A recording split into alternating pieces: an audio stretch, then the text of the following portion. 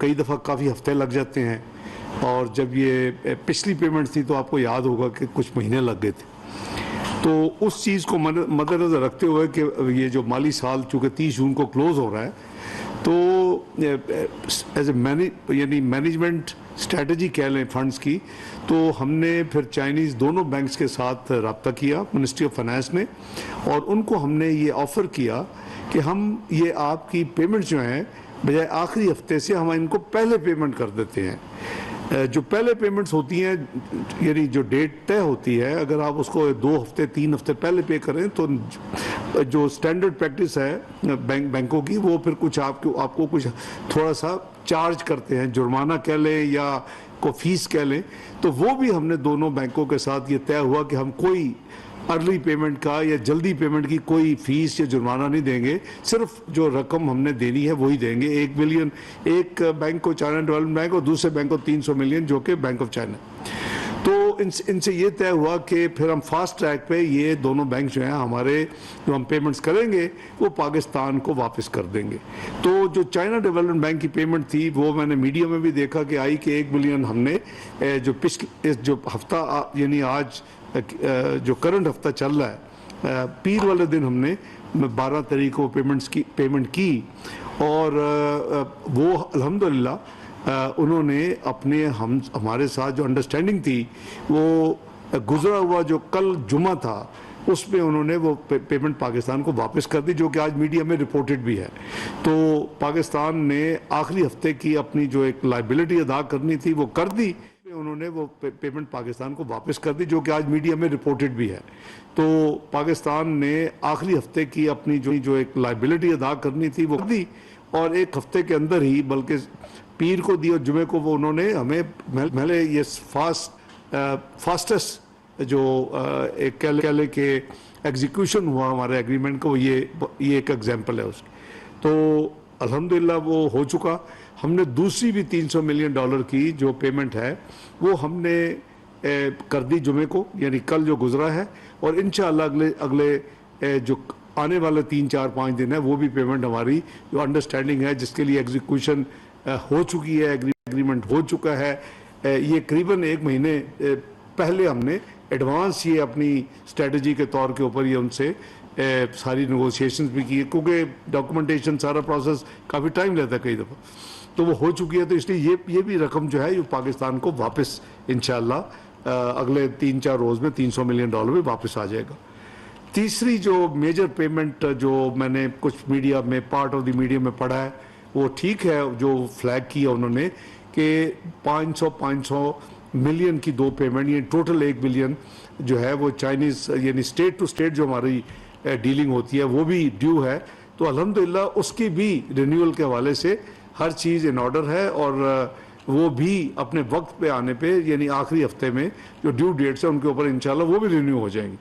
तो आज से यानी 2 महीने पहले रफली अप्रैल में एक इंटरनेशनल रेटिंग एजेंसी ने कहा था कि पाकिस्तान ने मई और जून में $3.7 बिलियन देने हैं, तो ये कैसे देंगे, इनका कैसे मैनेज करेंगे, और ये लाइकली है कि कोई डिफ़ॉल्ट का ख़तरा है। तो मैंने उस वक्त भी रिएक्शन दिया था कि जितनी पेमेंट्स पाकिस्तान की मई या जून में है वो उसका अल्हम्दुलिल्लाह तमाम अरेंजमेंट इन प्लेस है, और उसमें कोई किसी किस्म की फ़िक्र की ज़रूरत नहीं।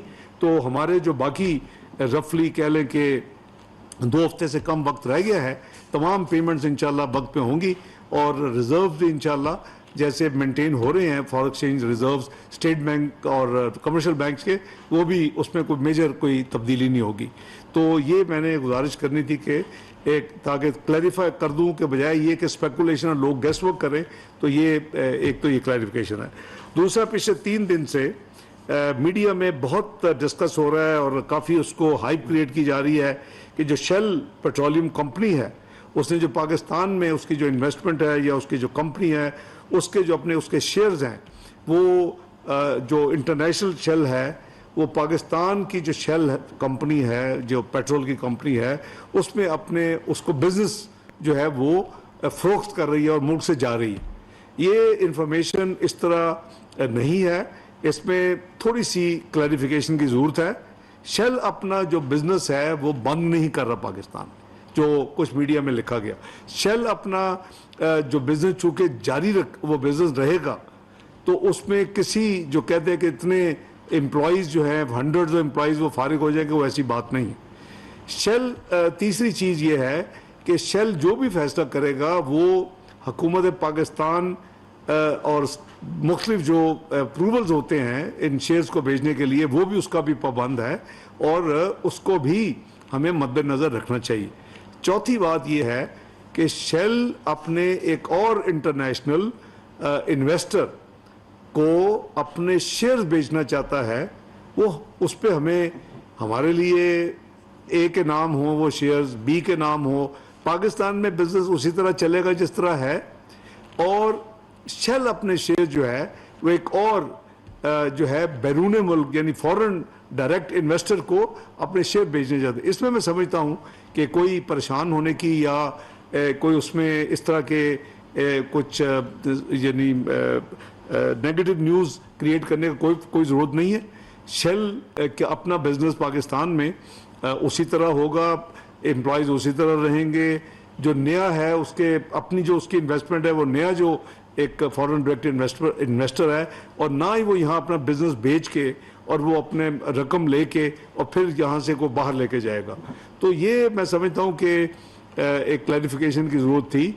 ये भी एक बात मद्देनज़र रखनी चाहिए कि शेल जो अपना पाकिस्तान में जो उसका इन्वेस्टमेंट है इस कंपनी में, शेल के कंपनी में, और जो उसका बिजनेस है वो सिर्फ पाकिस्तान में नहीं कर रहा, या उसका हमारे यानी पाकिस्तान के हालात से कोई ताल्लुक नहीं है। शेल कई ममालिक में मैंने जो पढ़ा है या जो मेरी नॉलेज में है कि कई ममालिक में शेल ने, मसलन जर्मनी है, कुछ यूरोपियन कुछ कंट्रीज़ हैं, इंग्लैंड है, हॉलैंड है, उन्होंने अपना एक होम एनर्जी के कारोबार से एक अलहदगी अपनी सेपरेशन की है, और कई ममालिक में यानी यूरोपियन ममालिक में भी शेल अपने इंटरेस्ट को या बेच रहा है या उसको रीऑर्गेनाइज कर रहा है। तो इसलिए ये उनकी अपनी पॉलिसी है, उनका अपना इंटरनल फैसला है। तो इस कहता हूँ कि ऐसी खबरों में हमें तवज्जो नहीं देनी चाहिए एक नेगेटिव अंदाज से कि जी शेल पाकिस्तान से निकल रहा है और पाकिस्तान में इन्वेस्टमेंट वो ख़त्म कर रहा है। शेल अपने शेयर्स और इन्वेस्टमेंट एक और दूसरे यानी सरमायाकार को जो कि फॉरेन डायरेक्ट इन्वेस्टर है उनको बेच रहा है। और ये आज हमारी यानी हुकूमत के लिए कोई नई खबर नहीं है, ये कई महीने पहले से हमारे पास ये खबर थी और उनकी आपस में नेगोशिएशंस हो रही होंगी, और अब उन्होंने ऑफिशियली पाकिस्तान स्टॉक एक्सचेंज को भी ये इतला की है इस चीज़ की, और हुकूमत पाकिस्तान को ये कई महीनों से ये पता था। तो इसमें कोई फिक्र वाली बात नहीं है, कोई इसमें जो काम में कोई हर्ज नहीं होगा। कोई जो ऑयल टर्मिनल नेटवर्क है, पेट्रोल पंप्स हैं, वो सारे उसी तरह काम करेंगे। बस इतना है कि जो शेल पाकिस्तान के अंदर जो उसकी इन्वेस्टमेंट है, उसके शेयर्स हैं, वो किसी और के नाम मुंतकिल हो जाएंगे। ना यहाँ से कोई फॉरेन एक्सचेंज उसके बदले में जाना है, ना लोगों ने बेरोज़गार होना है, ना यहाँ बिजनेस बंद होना है। तो मेरी इतला के मुताबिक ये भी नया जो इन्वेस्टर है वो शेल के साथ उनकी ये भी नेगोशिएशन जारी हैं कि शेल का नाम भी रिटेन रहे।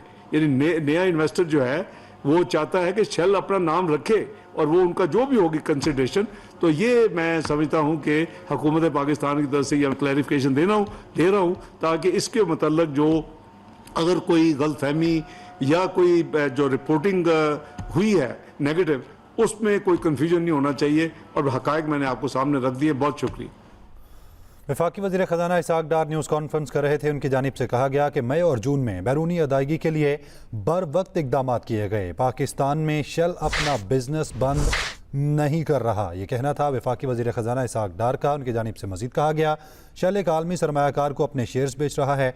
शेल कंपनी के हवाले से बेबुनियाद क़यास आराइयाँ की जा रही हैं, बैरूनी अदायगी को यकीनी बनाया जा रहा है, ये कहना था वफाकी वज़ीर ख़ज़ाना इसहाक़ डार का। उनकी जानिब से मज़ीद कहा गया हमने चाइना के दोनों बैंक से रब्ता किया है, तय हुआ है कि फ़ास्ट ट्रैक से अदायगी की जाएगी। और इसके अलावा उनका कहना था कि चीन के बैंक्स को अदायगी में कोई जुर्माना अदा नहीं करना।